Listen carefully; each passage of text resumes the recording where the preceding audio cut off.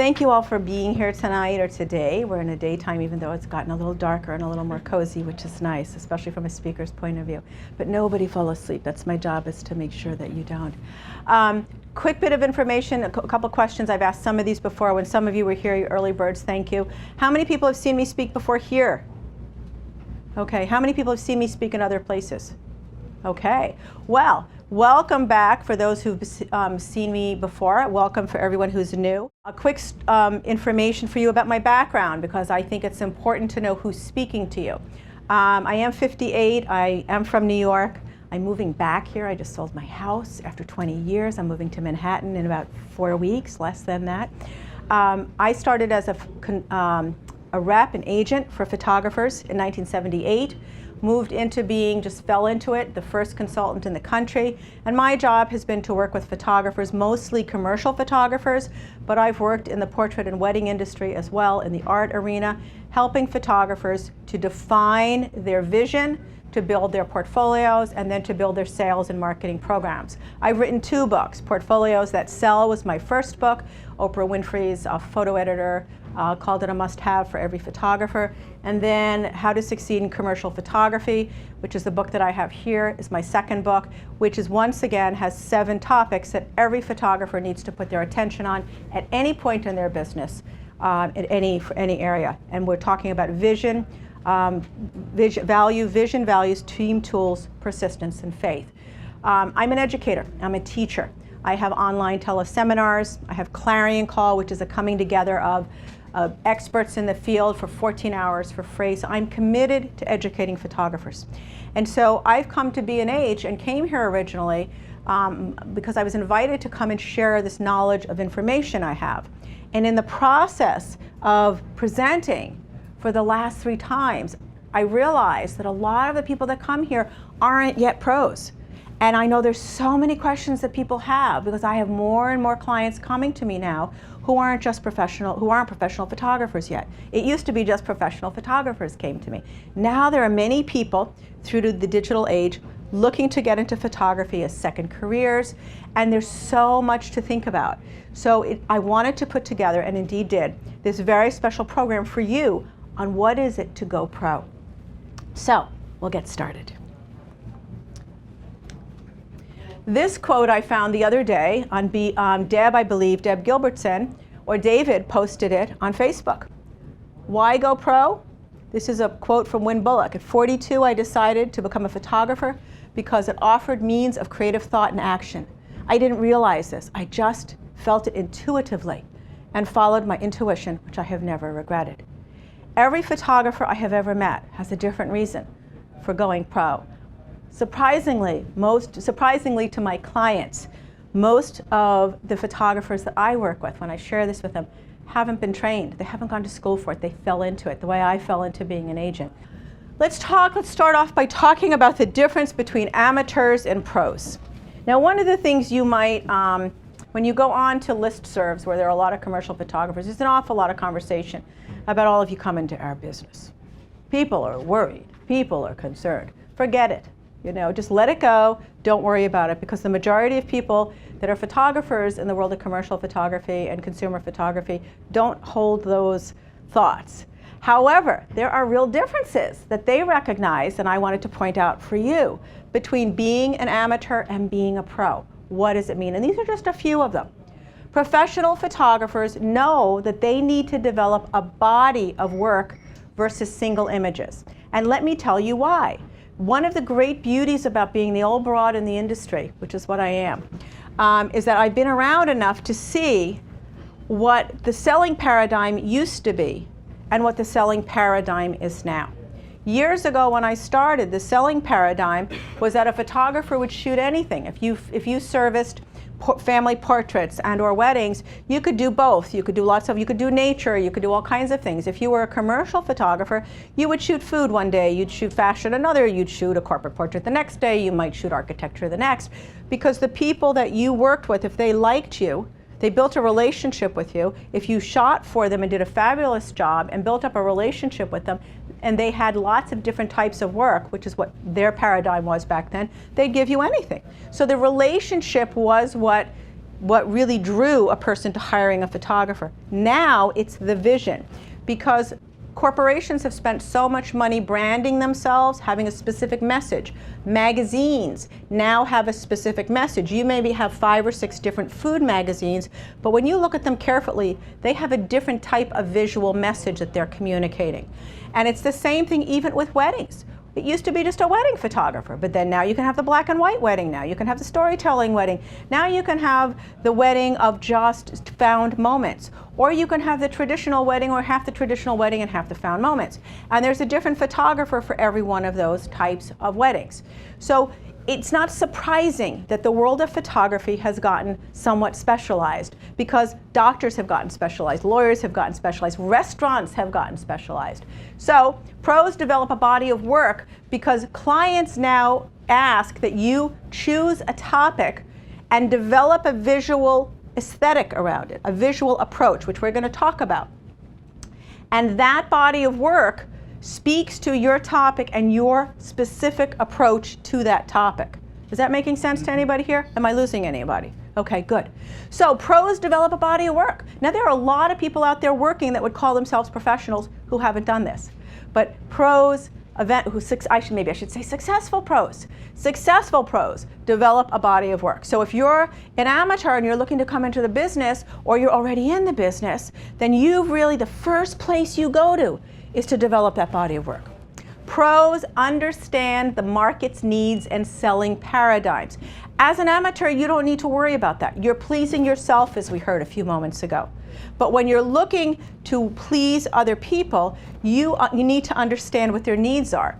It's similar to B&H. If B&H wants to sell to customers who are buying cameras, they have to understand what the needs are. They have to know who their customers are, a definition of their customers, and what their needs are. Otherwise, you'd wander in here and there wouldn't be things that would service you. It wouldn't be in a way and presented in a way that would make sense to you. So when you're an amateur, you don't need to worry about clients' needs, because you're shooting for yourself. You're your own client. But when you're a pro, you have to understand the market you've chosen and what their needs are. And you have to understand the selling paradigm that I've just explained to you. Is this making sense? Okay, good. Pros also create full proactive sales and marketing programs versus sporadic efforts. Now, once again, I know this to be true because I work with photographers every day, consulting with them one-on-one. Many professionals who are out there now aren't doing this, but successful professional photographers are, and they would never think of not having a sales and marketing program that is deep and meaningful and directed to their audience. That's part 2 that we're going to talk about in September. We're going to talk about how you develop your sales and marketing program and how you price and license. That's going to be our second portion. Pros understand, and they use pricing and licensing systems. There is a licensing system that we use ever since the copyright law changed in 1978. I was trained in the copyright law when it changed in 1978 here in New York by 2 of the people that helped to write the act that the Congress passed in 1978. And they were kind enough to train me so I could go back up north to Boston and share it with photographers in New England. And from that system came a whole paperwork system that we use. So when you're an amateur, you don't have to worry about that. You can give your work away if you want. Copyright law says you can give it away. You own the copyright as soon as that shutter is clicked, and you can choose to do what you want. And as a pro, you can do that too. But the big difference here is that pros know that I'm skipping over for a second, we'll go back to it. Pros love what they do, but they are in business to earn a living. They're not just in business to give their work away. So pros don't give their work away. They use the licensing system, they price intelligently, and they use the paperwork system that's been set up by our professional organizations so that we can keep the consistency and the level of professionalism that we need. Pros also develop service goals. One of the areas that a lot of photographers forget before I work with them is to develop service goals. They keep it in their head and they think, because I'm a good person and I'm responsible and and I want to do well by my clients, that's all I need. Not true. You're a company when you go out to be a professional photographer, even if you're a company of one. In fact, there's a wonderful essay in my book about Jake Armour, who's a photographer from Minneapolis. He started in Boston. He was a student of mine. I created, in 1979, I created a course I taught for 12 years. It was the first course in the United States teaching photography students the business. And Jake was a student of mine, went on to become a client. He hired me as a consultant to come in and work with his whole team to build service goals.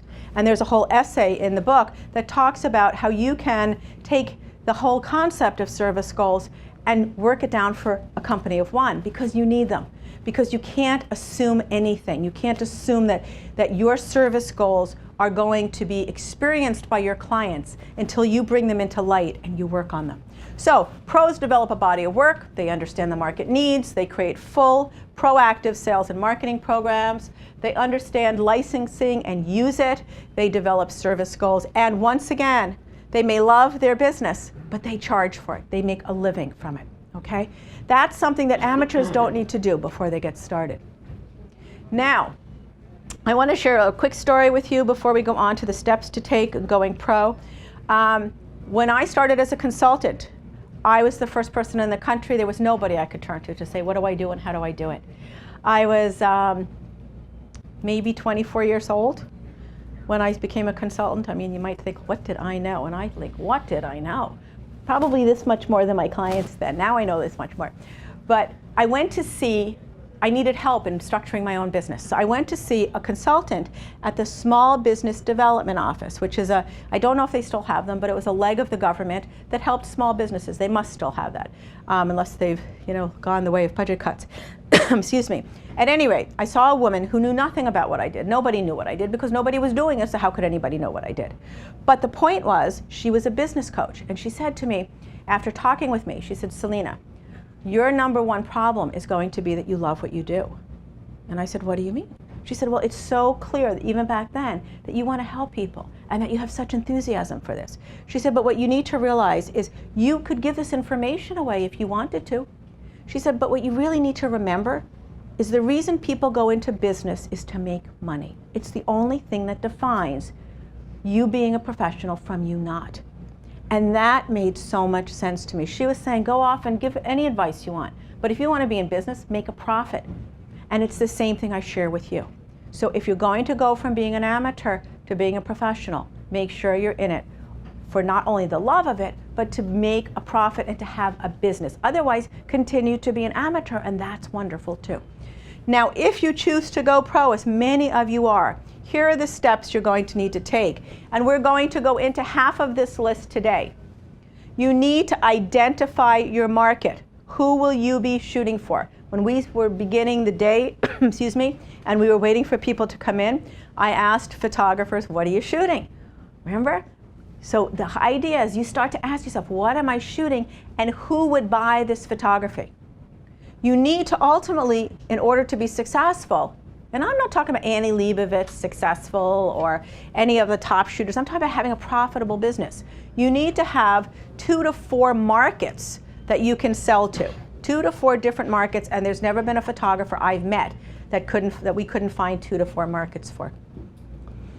You need to understand whether you're going to be in the consumer end, which is wedding and portraits, or whether you're going to be in the commercial end, because they're very different ends of our business. You need to understand how the market works. What are the needs of the buyers, and what do they see as value? Another essay in the book that's really, really helpful on that is an essay, there's a couple of them, with buyers talking about what they see value as, what value means to them. Years ago, once again, the old selling paradigm, value was a photographer that they could have a relationship with, who knew how to do the work, who had the technical information, and okay, they can interpret what I need. They can give me more than just the technical, they can interpret it. Today, it's all about that vision. What is your visual approach? They want to hire a photographer because there are so many photographers. What defines one from another is the way that you see your chosen topic. That's the value to them. People are going to hire you off a website initially, after they've seen you in person, after they've gotten your mailings, or maybe, excuse me, they'll call in your portfolio. They're going to hire you before they know you. And that's, your vision is going to be more important to them than who you are at that point. Once you do the job and service them and build a relationship, that's great, but they still may not come back to you if they don't have that type of job again.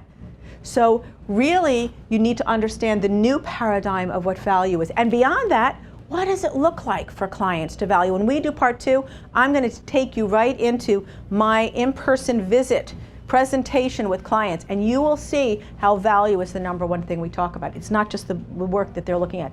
I want to know what a client sees as value, and I ask them that question. So you need to understand your market and learn your buyers' needs and see what they feel value is. That's critically important. You need to define that vision. Can't speak to this enough.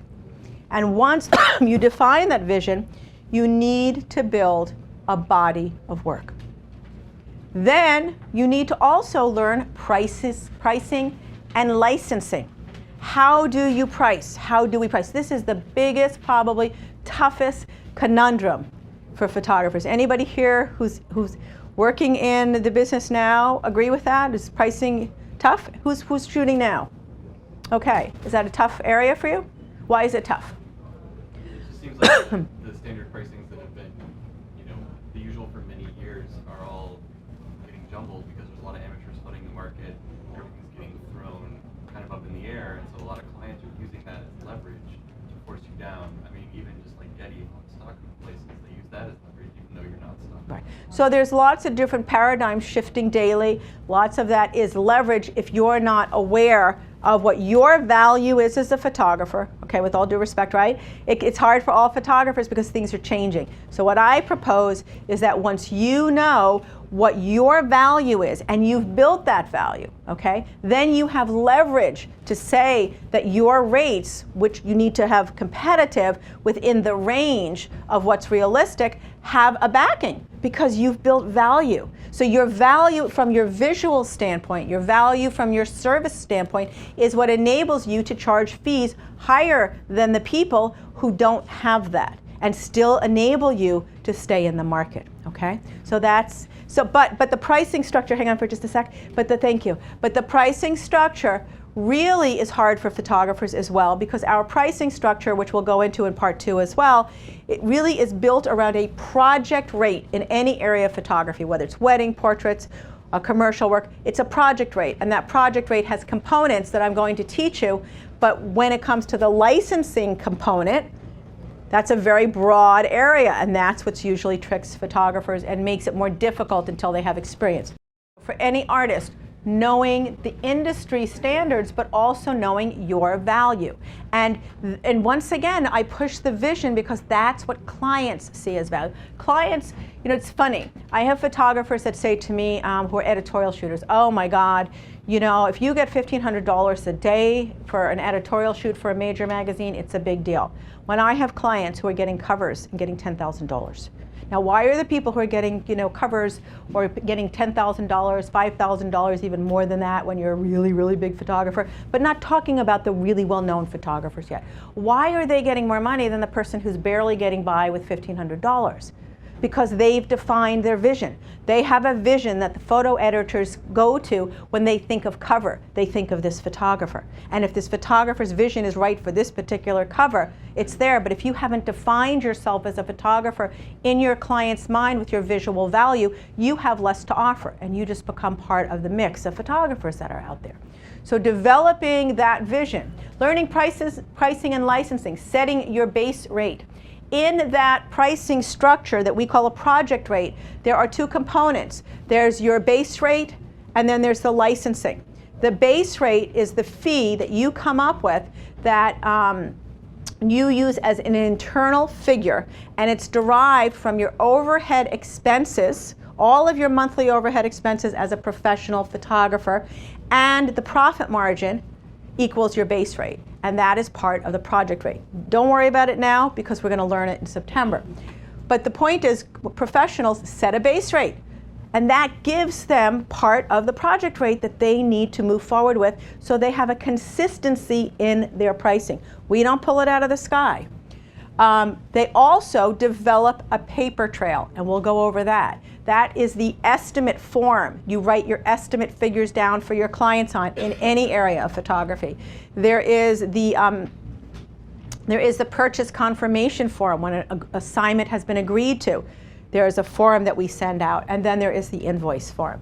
And that is considered the paper trail. When the copyright law passed in 1978, it gave freelance photographers for the first time, our neighbors, not my neighbors, our neighbors in Canada just got their copyright after years of fighting for it last July. We got it in 1978.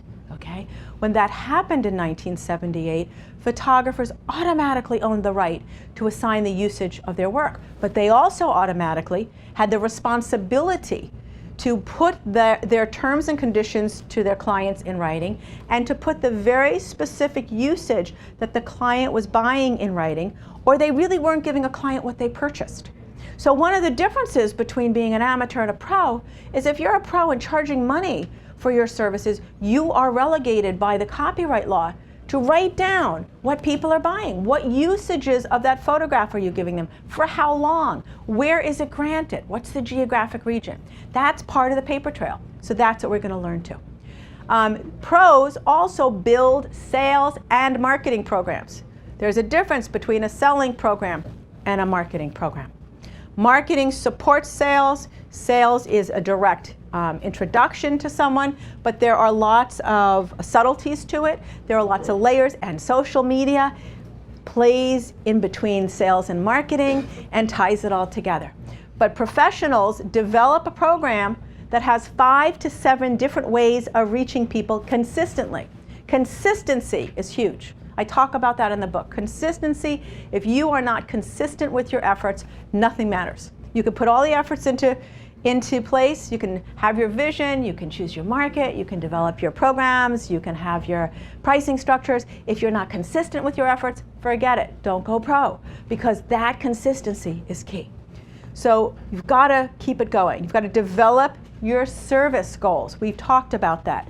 Understanding how you're going to service, what it looks like in every single step from your marketing. Where do service goals come in marketing? What do you think? Why would I say develop your service goals and apply them to marketing? What does that look like? You're communicating how your services are going to benefit your customer. Okay. And there are going to be needs that are going to come along that are unknown right now to the company. Okay, so you're talking about there are ways you can communicate to your customers what your service goals are. Yes. To understand, yes, that's certainly one way. What's another way? How do we express, thank you, how do we express our service goals through our marketing? In the back, yes. Can you speak up for us, please, darling? I was thinking maybe like the method of marketing, like when we choose to, like if you think about your clients, how they may prefer to be contacted. Excellent. Another excellent answer. Another excellent is if you think about how your client may prefer to be contacted. One of the things we hear all the time is people are tired of emails. Well, that may be. We still need to get them those emails. So what do? What's a way of expressing our good service goals is to make sure that we're considerate and we don't over inundate them with emails. Very excellent answer. To make sure that we only send emails to people who could be potential clients and we don't spam. Also, so I think that's absolutely it. Another way to show service goals is if you're calling up for appointments to show your portfolio or see somebody, and you're calling early in the morning to leave a message or to try to reach somebody, like maybe it's before 9 o'clock at 8:30 and somebody answers their phone. It might be as simple as, hi, it's Selina Maitreya and I'm calling because I wanted to leave a message for you before you got in, but you're there. And maybe you're there because you want some time to yourself. Would you like me to call back later, or is it okay to talk now? And sincerely, like I'm being nice and I'm saying, hey, I don't want to encroach on your personal time. That's a way of showing your service goals. Excellent. Being on time, caring about what their interests, caring about what they see as value on an appointment. We walk the talk of our service goals when we pick up the phone and how we handle that call, when we call. We don't call last minute on a Friday. We don't call first thing on a Monday morning. It's not because it's not a good time to sell. It's not a good time to reach people because you want to be considerate and kind and give them space to warm up to their day or get out the door a little earlier, right? It's those kinds of common sense thoughts that may not be common sense, but that's how we do it. Okay, so Ready, Set, Go, Part 2 in B&H, September 2013. We will do the second part of this, but we're going to start at the beginning. What will you offer your clients that they need? the first thing you want to do is to define that vision. I coined a term for my first book when I was writing Portfolios That Sell, which it talked all about this and then went right into how to build portfolios. But I coined the term visual integrity. And all photographers who are going pro need to know that for all clients in every area, the number one value proposition is that photographer's vision. So I looked up in the dictionary to see what the words actually meant to visual integrity. And visual was serving the sense of sight. And integrity, I loved this. I got so excited when I saw this. Integrity was the state of being complete or undivided. So visual integrity is the sense of your sight being complete and undivided. And isn't that another expression, another way of saying, define your vision? Don't shoot everything. See what you love. See what resonates and build on that vision. So that's the number one value for you. Having visual integrity, that's your first step of going pro. It is the defining quality that separates you from photographers. When photographers complain about this being an overly crowded industry, I say, get a grip. It is not. It is oversaturated in numbers only. And let me give you an example why.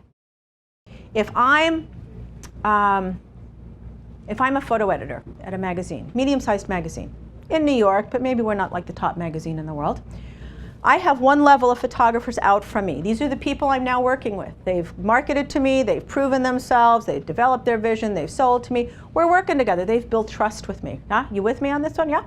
I have maybe 10 to 15 of those.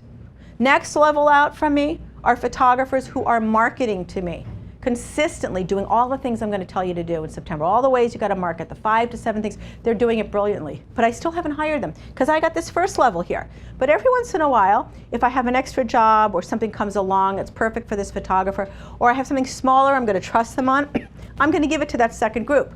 You with me? I've got 20 to 30 of those people, maybe 40. Third level out, everybody else. I've got thousands of people in that third level out, and where do you land when you start? You land in no man's land with all the thousands of people who are maybe sending me an email, welcome, have a seat, please. Yeah, we're glad to have you.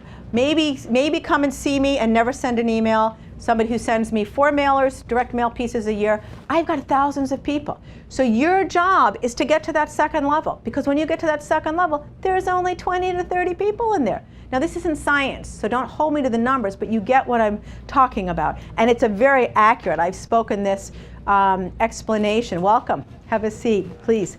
I've spoken to groups of buyers as well as photographers, and I can't tell you how many buyers come up to me and say, oh my God, you had it in a nutshell. That's exactly what my life looks like. So when you're looking to go from no man's land, or no woman's land, if you will, no person's land, third level out to the second level in, your vision is the first defining quality. And you've got to get that in front of me multiple times before I'm going to pay attention. Okay, and let me tell you why. Because think about it this way. I know I love new restaurants. I'm a food person. I love to cook. I love to eat. Unfortunately, I love to eat too much. My friends say, what kind of food do you want? I say, do you have any issues? I said, my only issue is I have no issue. So, so whenever I'm out and about, things that catch my mind would be like a new restaurant. So maybe I'm going through my neighborhood and I'm stopping in at the coffee store and I have a cappuccino, and 2 women next to me are talking about this new restaurant that just opened up in my neck of the woods. So my ears perk up a little bit. Then a couple nights later, I'm out at the movies with another friend, and the people in front of us before the movies are talking about a restaurant, and it happens to be the same restaurant. So I perk up a little bit more. Then a couple of days later, maybe even a week later, I pick up our local raggy newsletter, our newspaper, and there's a review on this. And I go, well, okay. And then my friend 2 weeks later calls and she says, let's go out to dinner. So where am I gonna go? All right. It took me 4 times to pay attention to a restaurant, and it's the same thinking when it comes for clients. They have to see over and over and over again your name, and they have to have a vision attached to it that they feel is credible, that it's interesting to them, that they would use before they open up and go to your website, or before they are interested in even seeing you. So they need a lot of recognition. So it's that defining quality that separates you is your vision. It has to be defined, and it needs to be continually refined. Okay? It's truly the message that clients are looking to get. Ellen Gish, who used to be the art buyer at Target, she just left. She's going into a completely new career, speaking of people changing careers. Ellen says, vision for me is key. If a portfolio does not contain a clear vision, one that we can use in the future, there is no purpose for me to remember, and I don't. This is coming from the client's mouth. And there's lots of clients in my book who say the same thing. Different areas, different parts of our world. We want to see the vision of the photographer. Now, so I want to show you what this might look like. Dan Root is a photographer who shoots lifestyle, but lifestyle isn't just lifestyle anymore. It's specific types of lifestyle. He shoots the culture around sports. The culture around sports, the moments, the feel of it. Where other photographers, I have a client, John Ferry, in the same town that Dan is. John Ferry shoots the action of sports. His images are action-oriented, and they're graphic, and they're bold, and they're colorful. Dan shoots the culture of sports. So I'm going to go back and slow down here. I want you to look at these as a buyer. When you're done with these, do you know what kind of assignment you'd hire him for and what kind of assignment you wouldn't hire him for?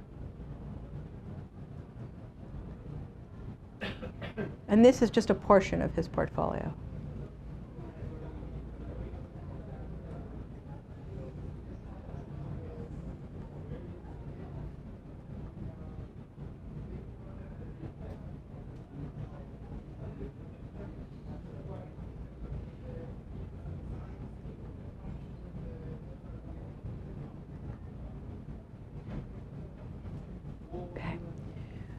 So, Dan shoots a very specific type of work. Thoughts, comments, what? What do you got for me? Come on. You like it, don't like it, makes sense, doesn't make sense? In the back, thank you. What's your name? Samantha, thank you. I think it's very consistent. The visuals, the tones, and I guess the feeling. Consistent tones, feeling. Would you hire him to do a food campaign? No, no food campaign. Okay, thank you. Wonderful, Samantha. Sir, name? Stuart. Stuart, thank you. It's really good. I mean, it definitely works for an editorial, but I could also see, like, if you were selling winter coats, like, this is the kind of person who, they got the elements, everything around it. It's not just portraiture of people, it's them within the scene, and the scene is just a part of people as the people are themselves. It's fully encompassed. Yeah. You can't have one without the other.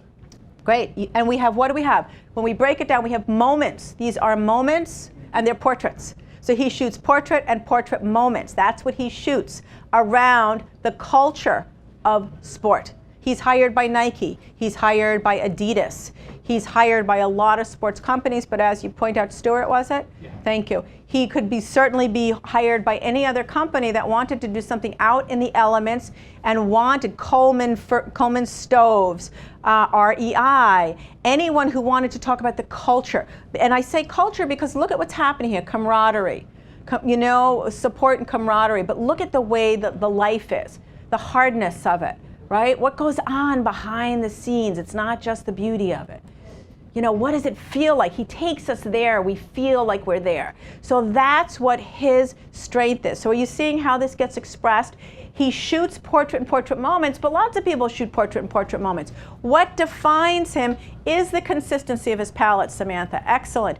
Is Stuart the ability that he could shoot out in the elements and give us the idea of that feeling, right? And that he shows us what the community is like, what the culture is like.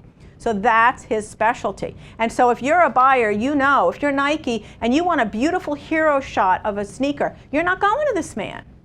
So photographers often get concerned that, oh my God, if I specialize, I'm going to lose out all this other work. Has anybody thought about that? Yeah. So that's an honest statement. Let me respond to that.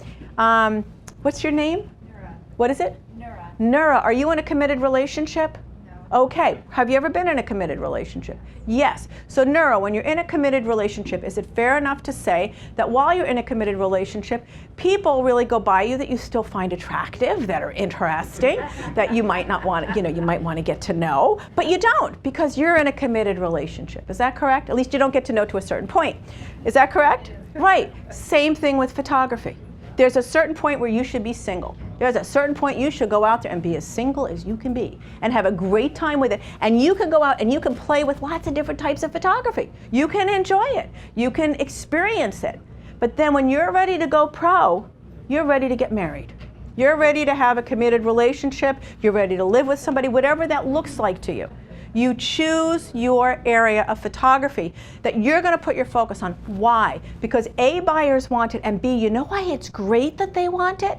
Because how good do you get when you focus on something? Deepak Chopra tells us we are our attention. Where we put our intention, when we put our intention, we put our attention on our intention, we soar. Art photographers, why do they spend 7 to 10 years on a project? Because they know the more time they give it, the better they get. So aren't we lucky? Not, gee, the business sucks, I have to just focus on one area. Aren't we just totally blessed that we're asked by clients to be as good as we can be in an area, to choose something we love in our heart and soul and give it absolutely everything we have? How fabulous is that? And how awful would it be to have Nike as your only client? And how awful would it be? Let me tell you, it could not always be a pretty picture. But yes, exactly. How awful could it be? And you never want to have anybody be your only client, but be your client, right? Be your major client. So, are you with me on this? So am I reaching into your hearts and your souls and letting you see that this isn't such a terrible world out here when we have to just make a decision? It's scary to people, just like getting married, just like being in a relationship for some people. And it's not just people who are relationship phobic. It's people who don't believe that they have it inside of them to be able to do one thing and do it well. I just, well, I'm not going to go there. Yes, I am. I just spoke with a photographer recently, extremely successful financially. I had never spoken to him before. He wanted to do a portfolio build with me because his business, as much money as he was making, wasn't satisfying him. He knew he could do more. And before he left this business, he wanted to actualize that. So we went through the whole process and we talked about it. He talked to every single client I've built a portfolio with. It's a very big process. It's not an inexpensive process. It was going to be a year and a half because he needed a completely new portfolio, nothing we could use that he had because he was going in a different direction. He had the money, it wasn't the issue. He didn't pull the trigger on it. And he didn't pull the trigger because he didn't believe. He didn't believe he could do it. And that's fine. You know, not everybody needs to move forward with things. The reason I bring that up is because, quite honestly, I've never met a photographer who couldn't do it. I've met lots of photographers who did it, and I've met a few who didn't believe they could. And so I feel in my heart of hearts that when photographers are afraid of committing to an area of photography and building a portfolio around just that, regardless of whether they do it with me or not, that's not the issue. But doing it, I think it's because they don't believe in themselves. They don't have the faith. And faith, what is that wonderful expression, faith is the bird before the dawn of day? Faith is the bird before the dawn of day that sings. Something like that, it wakes up and sings. Before you see the light, you still hold that space that you can do it. Before the light becomes evident, yes? So how strict would you get with this? Would you refuse work that somebody, like if somebody... Excellent question, excellent question. It's not about refusing work. It's not even about not shooting something else. It's about what you market. Photographers love lots of different things. You can continue to love lots of... Don't you have friends when you're in a committed relationship? Let's go back to that. Everybody loved that example. I can see that up here. I can see what you like and what you don't like. I'm tuned into you. You got that example. When you're in a committed relationship, don't you have friends? Some people go out and see their friends more. Some people rarely do. They get clustered in a relationship. Everybody gets pissed at them. They never see their friends. Other people go out and see their friends. It's your choice. You can shoot whatever you want. You can take in whatever jobs come in. There are times you're going to look at your checkbook and say, do I need this job? Or do I need to spend the time more pushing myself in the area that I want? Where are my priorities? And if you need it, you take it. If you decide, I need it, but you know what, I also have this priority of having to shoot for my portfolio, I'm going to invest in me today, then that's okay. So it's what you market. It's what you choose as a professional to put out there to market and say, look at me, I do this, hire me for this. That's where you make the choice. So you can shoot anything you want on your own. You'll always be an amateur. Amateur, what's that definition of amateur that I loved? It's someone who has, it comes from the dictionary, for the love of. That's the definition of amateur, for the love of. You will always be an amateur, regardless of whether you choose to be a professional. You will always have that love, hopefully. So you want to go and you want to feed that love. So it's just to answer your question succinctly and crisply, because I've gone off a bit, but I get very charged. You can shoot anything you want. You can take in anything you want. It's what you market out that you want to be very careful with and very clear with. We're just going to go to the end here. I love that shot. Can I tell you how much I love that shot? I've looked at this shot for a couple of years and I just love it. Okay, so you need, the second thing you do, once you define your vision, your second step is to match that vision to specific industries. Now I'm going to show you a completely different photographer, and I want to tell you a little bit of a story about him before I show it to you. Nick Thomas, very brave man, very hard worker, came to see me at my house. He lives in New Hampshire. Sat in my porch with his wife, and I had the toughest job a consultant ever has. I had to tell this man after 15 years of doing business and having a marginally, more than a marginally successful business, a good business, which was going under because people were retiring, people were moving on, he was my age. He knew he needed to do something different, that he didn't have one image in his portfolio that we could build a book with. That because he shot small instruments for medical companies and electronic companies, this wasn't going to interest anybody new. So he had to build a whole new portfolio. Tough thing. Tough for him to hear. To his credit, he said, well, what do we do? And I told him, we have to put you through exercises and find out what is it that you really love. What do you want to do? And he went through those with me, and then we built a book for the next 8 months. And it was his vision of still life. And he determined that his vision of still life wasn't going to be about lots of design and lots of styling and lots of heavily styled sets or fussy little images. He loved sense of graphic composition, he loved color, and he loved light. So he wanted to shoot products as objects of design. Now this came about after a couple of hours of working on different projects with me. So his visual statement around his visual integrity is that Nick Thomas shoots product as objects of design. So when we were building this book, we wanted to build a book that would sell. And in my world, a book that sells has a vision attached to different markets, as we were just talking. Match your vision to specific industries. So we took 4 or 5 different markets. I believe there was kitchen goods, which was home goods. There was jewelry. There was fragrance. There was home electronics, and there was fashion accessories. And we created shots. This is a portion of his portfolio. We created 5 to 7 shots in each area, but all of them looked like Nick Thomas. And here you go. Kitchen, home goods, mixing cups, more mixing cups, and a cutting board.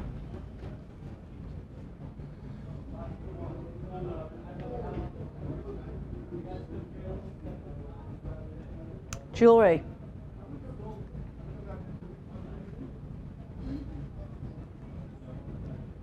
Is this looking consistent?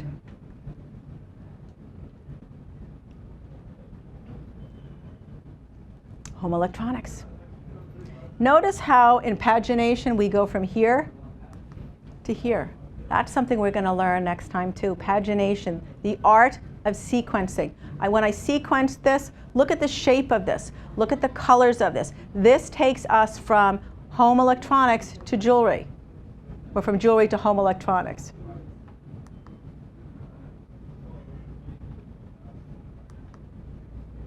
So these aren't fussy. These aren't highly stylized. It's objects. Look at this. He makes this crazy little character.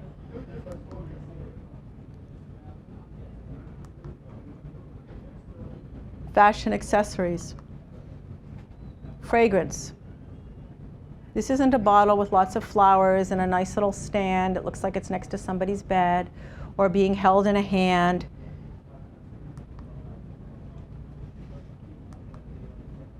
Fragrance. Abstract. Okay. What do you see? Do you see how Nick's vision transitioned through all of those areas and still remained the same?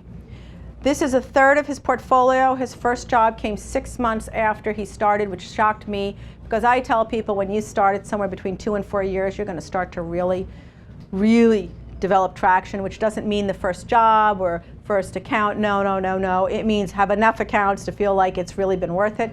6 months into it, he got a $50,000 job from Bose, and he got a $60,000 job from Blue Cross Blue Shield.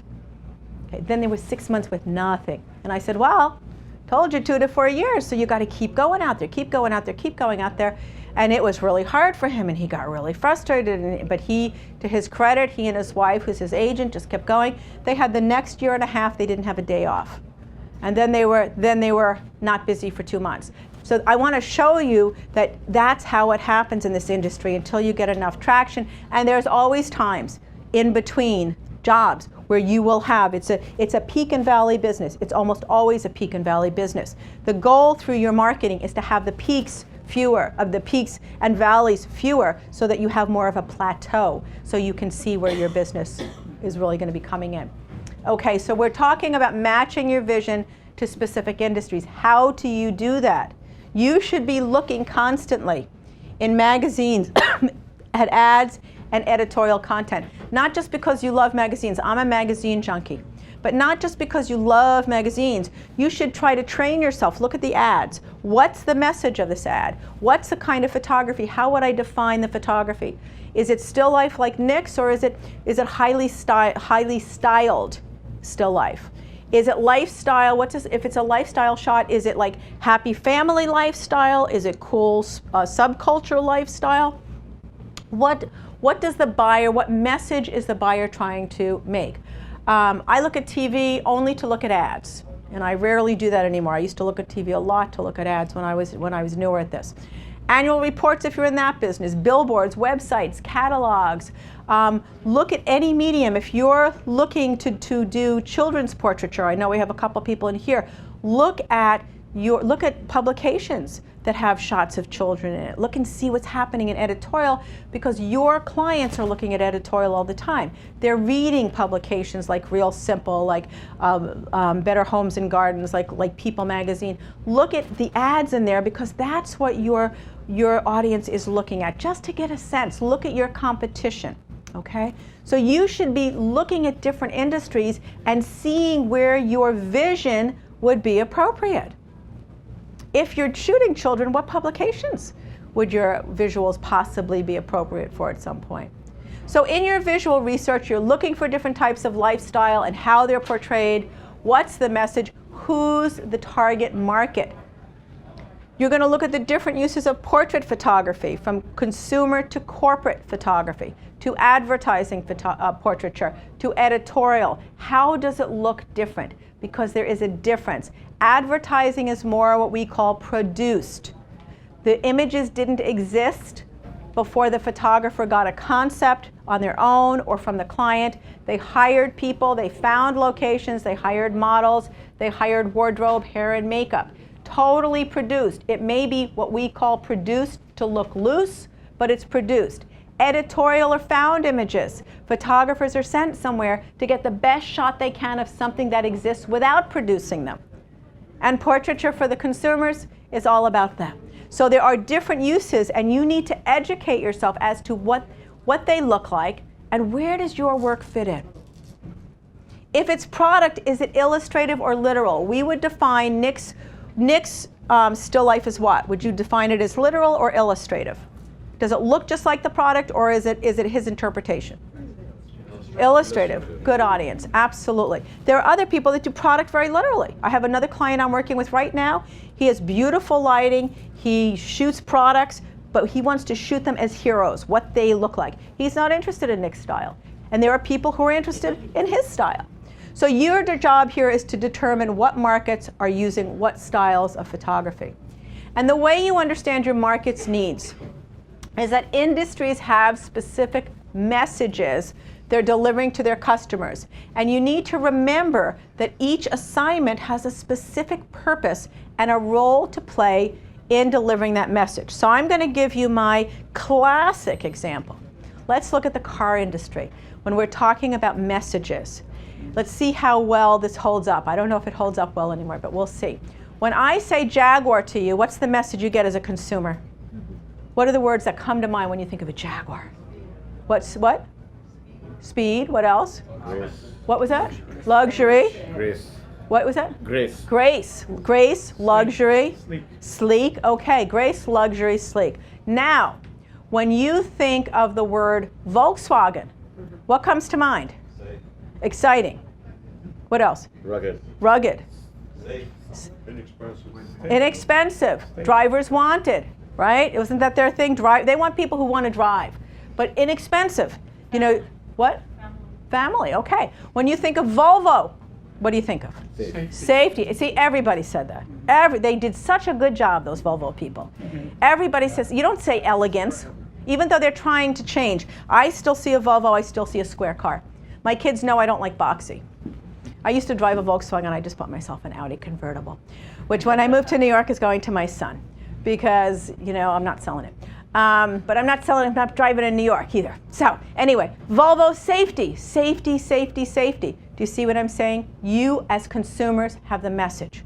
You, if you're going into the commercial market, you're looking to sell to people who are the kings and queens of selling to us. If you're selling to the public as a consumer photographer, you know how much you're sold to. You know what great consumers you are. You get a message from a company like Volvo and you get safety. Well, your buyers in the consumer world are the same way. So we are using the paradigm that the people in the advertising world have used to sell to us to sell back to them. That's what we're doing. We're defining ourselves. So your job is to understand the ideas communicated by each industry and to match your talent with industries that could possibly use your vision. Okay? So are you overwhelmed yet? You see why we need parts 1 and parts 2? Yeah, there's a lot to this Going Pro. It's very doable. And here's a time for me to say to you, if you are overwhelmed now, or when you leave this room, and I'm looking at almost everybody here as I say this, because I really want you to get this, don't worry about it, don't sweat it, because it's very doable step by step. I've never lost anybody. I know that it's very doable step by step. And right now, what I'm doing is I'm laying out for you, if you started tomorrow, the next year of your life, literally. I'm laying out the next 6 months of your life, 6 to 7 months of your life. And if you sat down and thought about all the things in the next 6 months of your life that you're going to be doing, you'd get jammed. So I'm laying it out for you to give you a sense. So if you get overwhelmed, take a chill pill, take a deep breath, know that it's okay, because really you're going to do these one step at a time. And as you start thinking about your vision, which is the first step, things are going to unfold for you. And it's all very doable, okay? Visual trends. You need to keep your eye on trends. Trends are just trends. They come and they go. Trends are like kind of waves, but big long waves, but they need to be paid attention to. Colors, how focus is used, how people in their environment are being used. If you were to look back, I think it would be so brilliant if somebody did this. When I visualize in my mind what product photography looked like in 1980, it was very literal. The computer was in the studio. People needed to know what it looked like. It was new. So it was a product. It was a product shot, because here's the computer. And then as time went on, it was like, well, everybody knows about the computer. What can we do to make it sexy? Oh, what can we do? How do we light it? What angle do we use? So suddenly the shots of the computers became more illustrative and not so literal, because literal was just for the product sheets, and now we've got to do something really neat and sexy on the advertising end. And then computers got smaller and came into our homes. And so computers were in shots of lifestyle shots. So suddenly we had this lifestyle thing happening. And it's the same thing with healthcare. When healthcare started advertising in the 80s, we saw a picture of a stethoscope. We saw a picture of a little hand that was a hand shot that was done with a piece of paper and a note and a prescription pad. And then healthcare started to be more about the people. And so suddenly we had these portraits of doctors and nurses, but very literal. And then it became looser, and it was more editorial because we want to see what it feels like. We want people to know what our caring is, what our service is, how much we care about them. So it was lifestyle. Do you see what I'm saying? So there's this evolution that has happened in our business. And so at any given point, if you had looked at what's the trend of how still life is being shot now, or how people are being photographed over the course of years, you'd see many, many different things. And then how are people how are they visually delivering this? Where it's not just enough to say, well, we don't shoot film anymore, we shoot digital. There's many other factors involved. And then how does vision change as time goes on? So you need to just watch this. You don't want to be a slave to it, but it's a point of reference for you. So that's part of what you're looking for as well. You need to then go to this third step of developing your message. So we've got 3 steps so far. We need to understand what our visual integrity is, understand who our markets are, 3 to 5 markets, looking at their messages, what's important to them, and the trends. And the third step is to develop your message. So once you know the visual approach to your topic, you've targeted your key markets for your vision, and you've researched the market's needs, then you develop your message. I call that message a positioning statement. And I have once again taken this from the world of advertising. Because when Nike, as we were talking about before, and you have your shirt on, I didn't even realize, what's your first name? Scott, you've got your Nike shirt on. I didn't even realize that. This little swoosh shirt. When Nike comes up with a new product, like a new sneaker, they investigate who are we talking to? Who's our market? And they do all of that. They create a statement about this new product. And that's what you're doing. You're creating an internal message that describes what you do, how you do it. That's, I shoot portraiture, I shoot portrait and portrait moments, I shoot portrait and portrait moments of the culture that surrounds sports. That's what I do and how I do it. Excuse me. And if I was Dan Root who did that, I also shoot it for the editorial industry. I shoot it for advertisers who have products, sports-related products. I shoot for graphic designers who do graphic design pieces, business for companies that shoot sports-related products. There's 3 markets right there. And that's what he does. So his internal message is the first thing you need to create, your internal message. It is then used as an editing tool for the portfolio and all of your visual advertising options. You stay on message. If Volvo knew that safety was their message and they started marketing luxury, or they started marketing speed, they'd be off their message and they would confuse their market. Once you have your positioning statement and you know what your message is, then you use that as an editing tool for all the visuals you put in your portfolio. They have to say those messages. And that positioning statement has several parts to it. It is the focal point from which all advertising messages are created. Everything must speak that positioning statement. Okay? So your considerations, what do you photograph? Do you photograph people, objects, corporate environments, architecture, food, weddings, family portraits? How do you photograph them? What is your style? Are your images moody and evocative, or are they cool and stark? Is your lighting rich and layered or completely blown out? Your visual tools make up your style. How you use light, how you use graphic composition, how you work with people, how you work with location and landscape. All of that. It's not your shutter speeds. It's not, doesn't matter what camera you use. I mean, it does, but it doesn't. It really goes deeper than that. How do you use the visual tools? And do you use them consistently? And then the other part of the positioning statement is what industries will you service? Advertising and corporate, editorial, gallery, consumer, and where will your geographic parameters be? Unless you're in New York City, which you are, you can't afford to be local. in New York, we have such a depth of business here, you can afford to start locally. People in other parts of the world that I work in, I've been in Bogota, all through Canada, all throughout the US, South America, they can't afford to be, they have to be regional. But you want to start locally here when you're starting. So this is what a positioning statement may look like. Jonathan Hillier creates architectural images that are bold and powerful. What does he do? He creates architectural images. How does he do it? They're bold and powerful. That's what they feel like. How does he create that feeling? Using a strong sense of graphic composition, a supreme understanding of light, and a keen sense of design.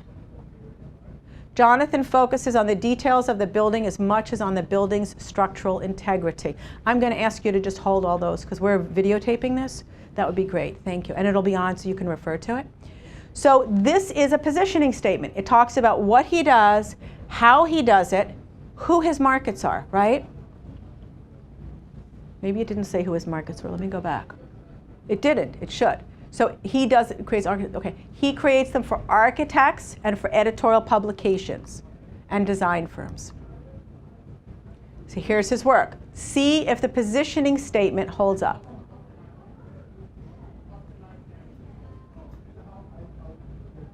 Sensographic design, look at that, how he approached that particular room. Color, bold color, and design. Look at the light, look at the shadows, look at how they create depth on the floor, on the ceiling. Conference rooms look boring. This is not a boring conference room. How does he incorporate people? Once again, he's focused in on a place. He may have some shots coming up at big areas, but this is also focusing in on details. Look at the light again. So are you seeing how these images are chosen? And he came to me, he's one of the top architectural photographers in the country. He's located in Atlanta. I've worked with Jonathan for over 6 years. First time he came to me, he had this huge book, and it didn't say anything. And once we determined the positioning statement, we edited for that, and it has been highly successful and continues to be. So you notice you're not seeing the inside of houses, because he doesn't do residences. He does public buildings. Big, bold, grand. That's the courthouse in Boston. Isn't that beautiful? I love that. Sense of design. He finds the right place.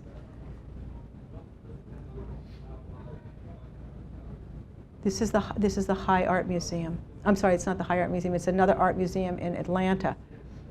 My apologies.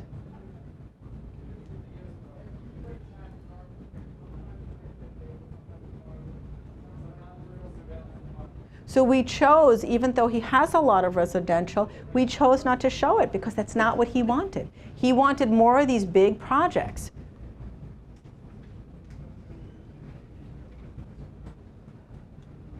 Okay, so do you see how we go from positioning statement to portfolio? So your next step is to build what I call the gallery section of the portfolio.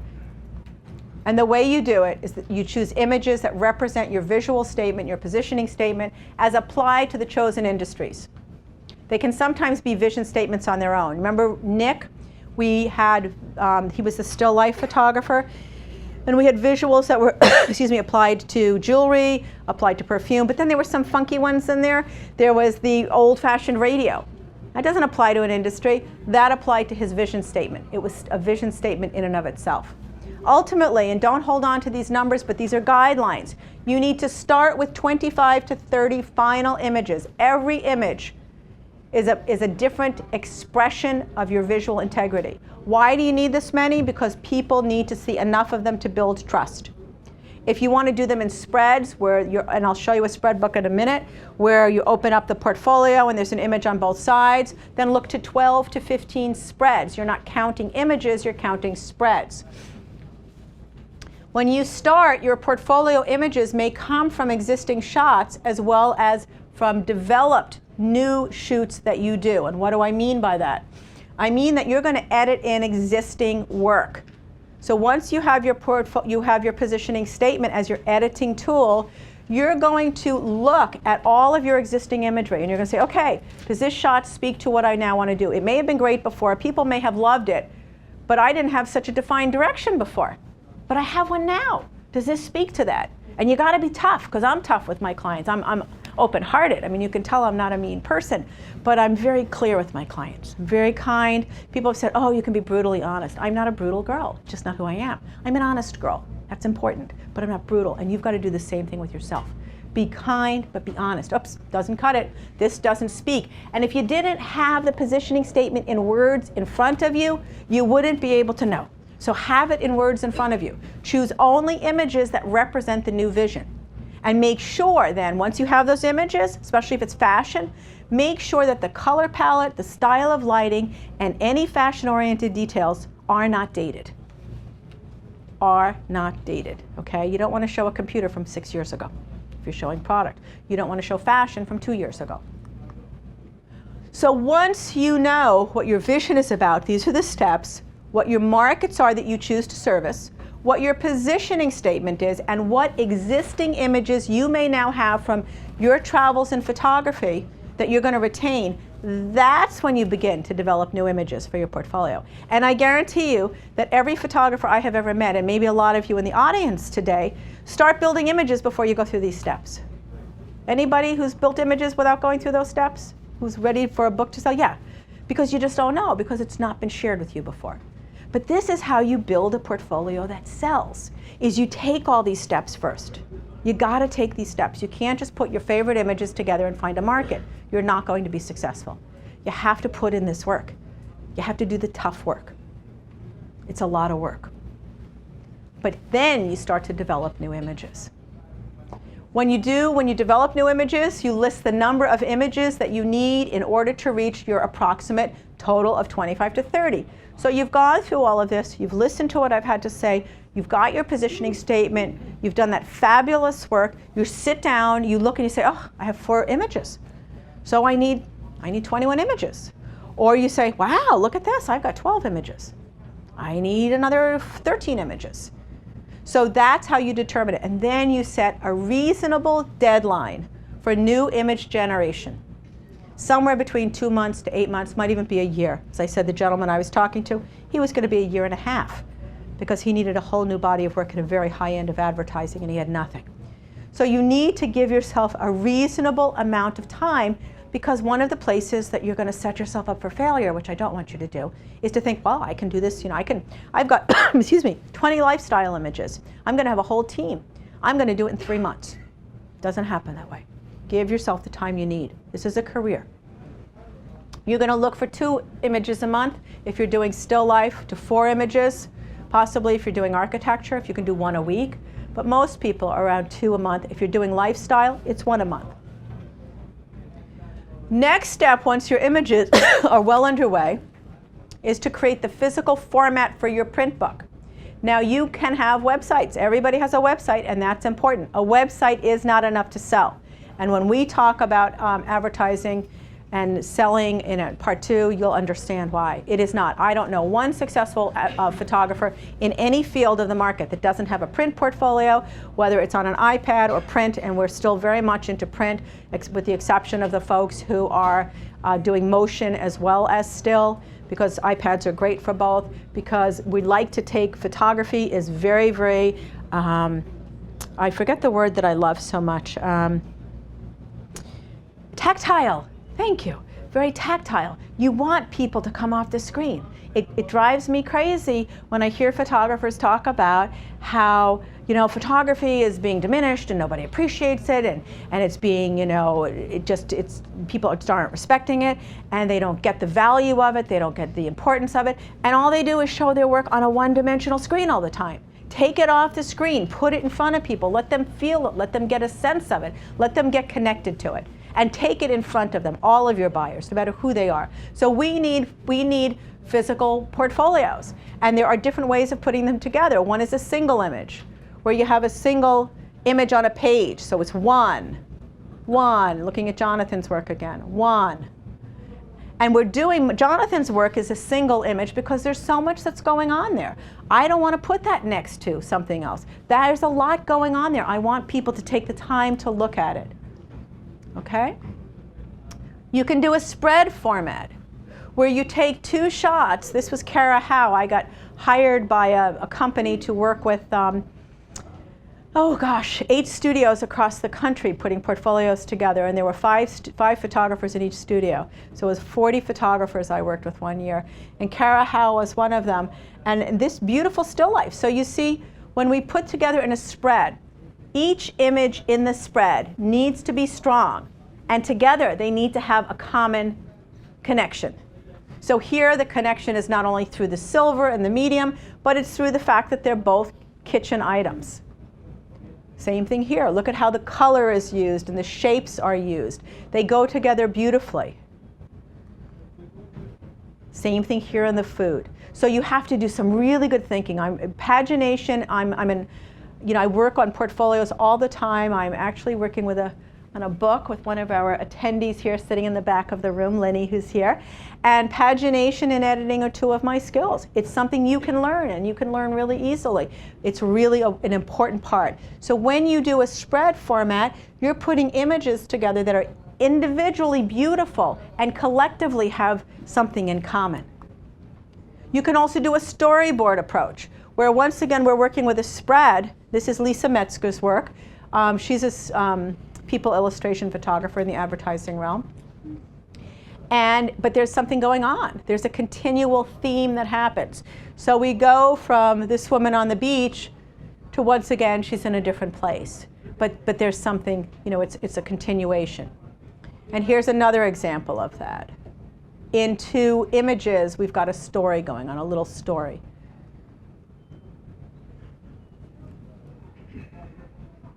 And then you get to the exterior housing. What does the portfolio look like? There's lots of different styles of portfolios. There's lots of different housings of portfolios. I'm a big fan of never going to the housing or the paper or the layout or the pagination until 75% of the work is done. Because once we need, the inside directs the outside.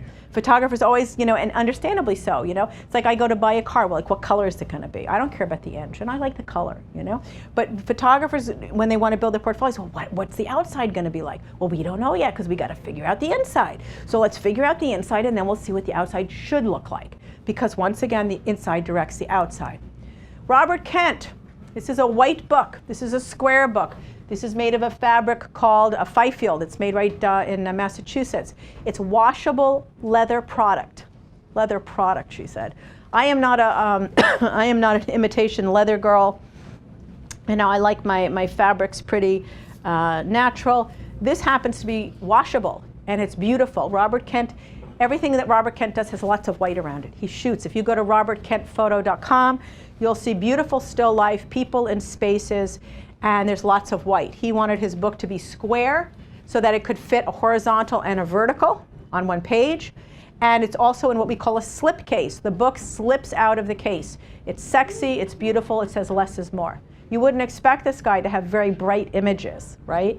It's very sophisticated, less is more. So see, this is how it slips out. Opens up. This is called a post and bound. It's scored, so as it turns, it lies flat.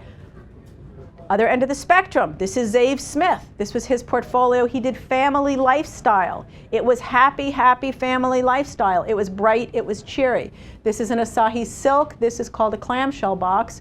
Opens up, and he had 2 books in there. He had his larger book, which was his gallery book, and he had a smaller book, which was tear sheets. He was a very established photographer. He wanted to be able to show the tear sheets. The tear sheet book sits in a well, the big book is over it.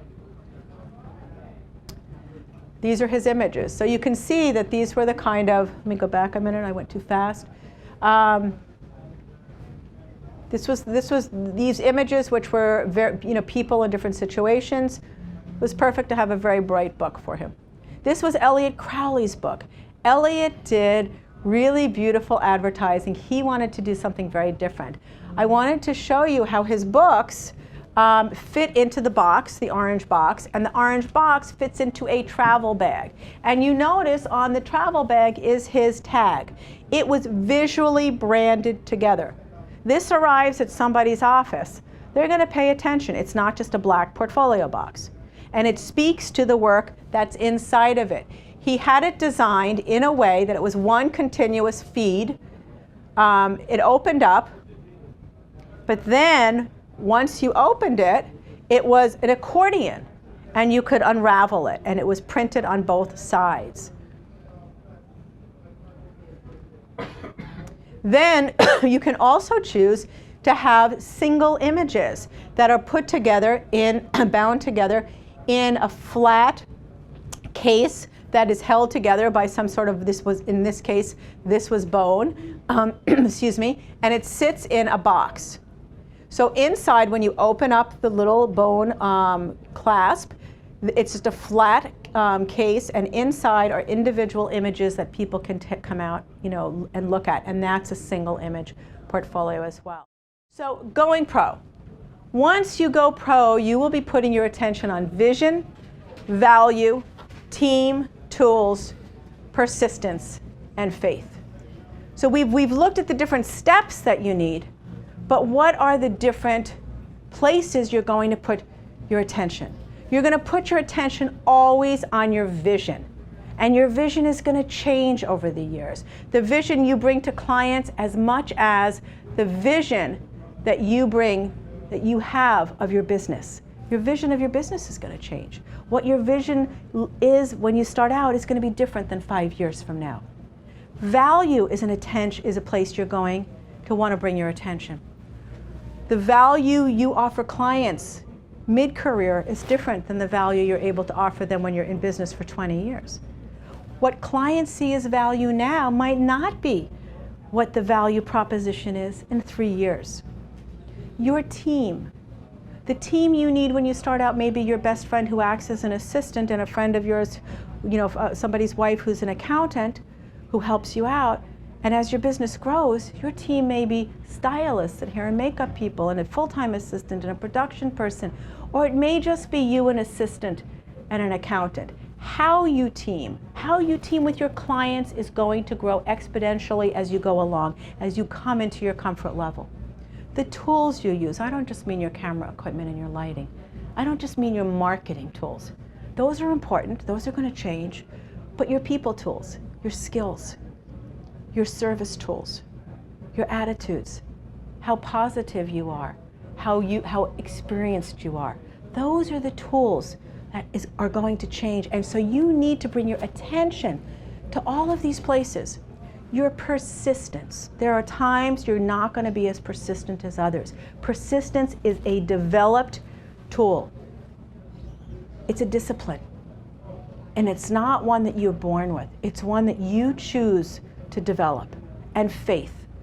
I'm not talking religion here. I am a deeply spiritual woman. I've been a spiritual student since I was 14 years old. And I've said I'm 58. Faith is huge. And what it looks like to you at any given moment is going to change. And that's why I've written a book about those topics. And I've written a book that has essays from other photographers, from clients, talking about all of those, because that's such a big part of going pro.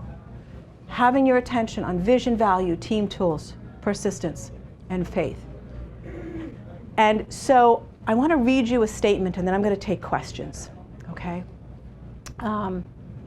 This statement I've read many, many times, and it gives me chills every time, because everything I've talked about today, everything I've given you in the last hour and a half, and thank you for sitting so long with me, that's a long time.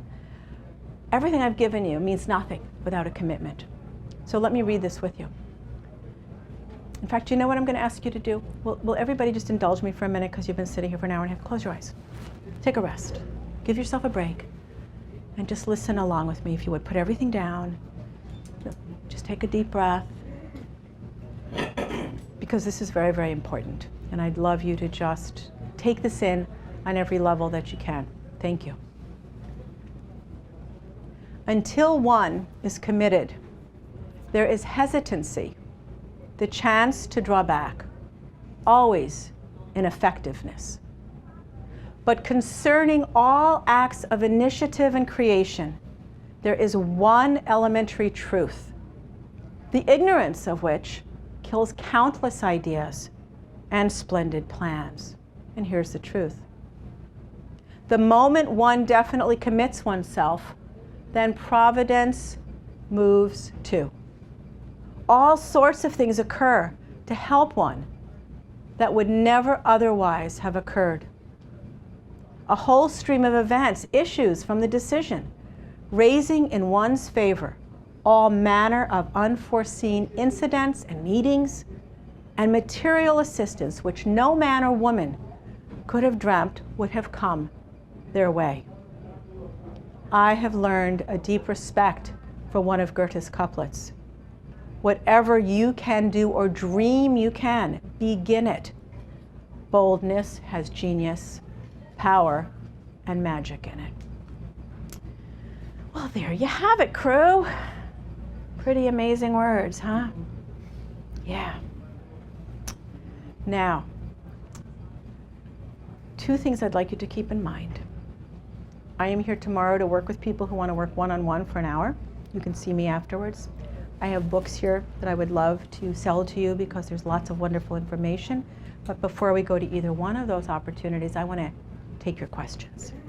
So any questions that haven't been asked, this is the time to do it. Who wants to get the dance going? Yes? My question, I think, is in two parts about vision. So you have a vision, and the vision is going to change as time goes on. So let's say you're... Okay, you know what you need to do? You need to project for me. Okay. Yes, stand up for us. Yeah, when you ask your question, project. That would be great. Thank you. So you have a vision, and you're beginning, or you're contemplating beginning a business. And the vision I have today is basic, and later on it'll become more advanced. How do I, for example, the architecture, let's say I have an interest in architecture. My first thinking is I want to do real estate photography because that's easier to connect with, and the client, being a client of those real estate agents will be easier. So I can start with a portfolio that's real estate, and then as I gain success, I can then begin shifting towards architecture later. Okay, so thank you. So your question is, if I want to get into architecture, is real estate a good place to start, and do I build a real estate portfolio for that? Is that your question? Yeah, and my question also has to do with... Can we answer that part first? Sure. Okay, thank you, because otherwise I'll lose it. I'm a little limited sometimes. Thank you. So what I would say is yes and no. What you would really want to do is make sure you would, based on the steps we take, check out the market. Check out what the needs are of buyers. Do they meet really what you want to do for them? Okay, even though you think that starting in real estate may be the easier, there is no easy place to start in photography more than others. There's not an easier place to, that's a misnomer, it's an illusion, first of all. So don't think you're going to do editorial before you do advertising because editorial is easier to get into. It's not. Don't think you're going to do kid work because it's easier to get into than corporate portrait, because it's not. It doesn't. Can you tell us more about the why? Like why should, what makes that true? What makes it true is that there are so many photographers in trying to do each market that there is no easy place to get into. Years ago, there were less photographers going after certain markets, and there were more buyers in those markets. It's a buyer, what's the paradigm of economics? Supply and demand. That was one of it. Secondly, because when you're going into an area, you're going into an area as per the paradigm I talked about that's so saturated that it's really how you present yourself in that market, not what market you're going into. So the more professional you present yourself, the more you have these steps in, the more you can not sail into, but the more identity you're going to build in any market. Okay, so there are so many photographers not doing it right that when you do it right, you're immediately, I'm going to watch my words. When you do it right, you have more of a shorter curve toward being successful than the people who aren't doing it right. So it's about what are the steps to doing it right and doing it right. That's what really matters, okay? And so you need to look at, is real estate what's really in your heart? And if it's not what's in your heart long term, but you want to do it, and you look at the market and you feel you can meet those needs, then, and you're visually and otherwise, then yes, put that portfolio together and do it in the best sense. Even real estate, you're not just sloughing into it. You're doing the best you can at real estate because you are going to sail then. You're really going to sing and stand out. Did that help you? Well, there's the demand and the supply side of this. Mhm. There's another very famous photographer who's taught here several times, and he describes his income as a telephone number. And he says his approach is there's 3 markets that he feels that people buy in, and his advice is to pick those markets. Yeah, I would hardly disagree. As somebody who works with photographers all over the world in lots of different markets, that's just not the case in my experience. It might be in his experience, and I can't talk to his experience, but I can talk to the experience I have in working with all of the markets and in photographers in many different countries in all of those markets. And there's not one market that I can say to a photographer, you go into this market and you're going to do well in it, if they don't take all the steps. But what I do know after 30 years, that these are the steps that you need to take in any market to do well. And I see photographers every day, seriously, who come in and say, oh, well, I can't go into this market or that market. And then I see photographers who come out of nowhere with no money to put into this, but they have their heart and their soul into it. They find the way to do it. They work their butts off, and they become successful. And I see it, I've seen it over the last 10 years in this time when supposedly nobody can succeed and photography is dying, which is also another illusion. That would be my response, most respectfully. Yes, yes. Yeah. Okay. Can I go into somebody else? Yeah. Okay. Another question? No other questions? Okay. Yes. Thank you. I've gone to a bunch of different other seminars, and I've heard that the portfolio books, you definitely need more than one for drop off and all that. But I've heard that a lot of people, when they review the books, they don't want the plastic anymore. Well, That they plastics want- have not been wanted. Yeah, absolutely not. Nobody's wanted plastic sleeves for years. That's like a given. So I understand, like with the custom-made books, that's more the high end. What about like entry level? Like what's Entry level, still entry level. The wonderful beauty. Great question. The wonderful beauty about this is that we are working with digital prints, and digital prints can be easily reproduced. So we do digital prints. There are companies like lost-luggage.com. There's Pia Zangaro, which I'm not fond of because they're not made terribly well, but Lost Luggage is, and I don't affiliate with anybody in particular. But there are pre-made, if you go online for pre-made portfolios, there are. I'm not a fan of the books that are printed, the different Zuka books and whatever, unless you're in a consumer market. That's fine. You have to look at your market. You do one of those pre-printed books that look like the ones in the dentist's office, no matter how well they're printed, you send that into an advertising agency, they're not going to take you seriously. You send it to a photo editor, they're not going to take you seriously. But a consumer will, and a wedding person will, because they're used to seeing that. So there are different formats that are very, very accessible, and the only difference between plastic sleeves is it was for maintenance, and we can easily maintain with digital prints. What do you mean Good by question. no- I mean, I understand more plastic sleeves, so you're saying the books that have plastic sleeves are... Well, plastic sleeves create a reflection, and that was all we had at one point. It was like years ago we had chromes. I loved chromes. I was the queen of chromes. I absolutely loved them. I wanted my conference room to be nothing but light boxes that I could spin around and just be joyous in because I loved chromes so much, which is what I love about iPads. I think they're fabulous in that regard. But at the same time, they don't give buyers a real sense of what the photography is about. Plus people, I was just at a review here in New York 2 weeks ago with lots of other art buyers and myself and another consultant, and I was listening to the buyers. They were getting lost in iPads. People don't use their iPad as a portfolio when they've got all their other stuff on there, and people were getting lost and they couldn't work through the programs, and they were getting very frustrated. I was at a portfolio review a year ago, a big, huge one here in New York, with over 70 buyers. I was there for 3 days, and every single buyer told me they would rather see a printed portfolio than an iPad. So plastic sleeves, you don't need plastic sleeves. We have, there are post and bound books. The one that I showed you,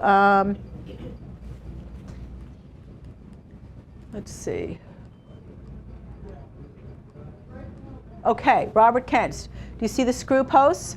What's happening is that where the page is, there's a seam right to the right. You can kind of see it here. I'll go over here. Right here. This is called book tape. This is put onto the paper, and it folds over and it just lies flat. That's what a bookmaker does. You can get books from Lost Luggage, which are very inexpensive. They're pre-made books, and they have mylar hinges on them that allow the pages to lie flat. So we don't need to have sleeves anymore that turn over. You just have a post and bound book, and you can change them in and out. Questions? Sir? Thank you for this. Sure. That's excellent. Can you talk about the differences, the different needs between commercial and The different what? different needs between commercial clients and consumer clients? The different needs, did you say? Yeah, the considerations, because everything that I've heard today sounds like it's spot on for commercial. It's spot on for consumer as well. And just The different needs? Just to add to that. So, for example, in the real estate market, what is the number one consideration when a person picks an agent to list their property, their house? 70% of people pick the first real estate agent that calls them back. It's not based upon the vision of the real estate agent. 70%, it's utterly crazy for probably the biggest asset that they have in their life. And I think that pricing is very important. And my limited experience is this: in the consumer market, that the client wants to know that you're qualified enough, that you reach whatever that threshold is, and then they care about price. Okay. So the question is, thank you very much. What's your first name? Kenji. Kenji, thank you. Kenji wants me to please speak a little bit about the difference between consumer needs and the difference between commercial needs. I would say that the bottom line is they're really not that different. Everybody's concerned about budget. Everybody is concerned about making sure you are technically competent. I also think that even the consumers are so sophisticated because of the difference in wedding photography, because of the difference in portrait photography. You didn't have people who specialized in children. You didn't have people who specialized in the story of your child's life for the last 12 months or the next 12 months or the special moments in your family's life.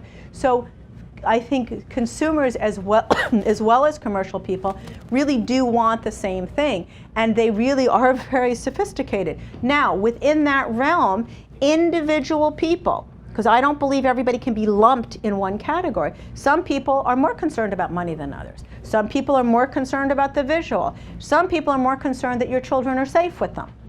Okay, people have different concerns. That's why we need to find out what our buyers' needs are. That's why we have to investigate those communities. And when we talk about pricing in part 2, we'll go into this more. But I don't agree that the bottom line decision-making factor for everybody is price. I think it is for the majority of consumers and the majority of commercial people. But if they have somebody, as I used the example before, there are photographers, the editorial photographer who is considered for the cover is different than the photographer who's considered for the interior, based on the visual product they put out. Where that cover guy may be considered, or woman, for interior, the interior person who's just designated as somebody who's, we'll just give them a job once in a while, is not going to get the cover. And that has a lot to do with relationship, but that relationship is built based on what? Your visual, your presentation, your service goals, and there. So I don't think the markets are that different, really, in terms of what we're offering. And I think the need to find out the individual need per client is very important as well. Is that helpful? You may disagree, and that's fine, I right? respect your opinion. Oh, no. Disagreement is a good thing. Well, you were talking about, like, for commercial work, that there's 15 or so go-to photographers that they use, and then That they've built, and once again, that they've built relationships Yes, with over time. Indeed.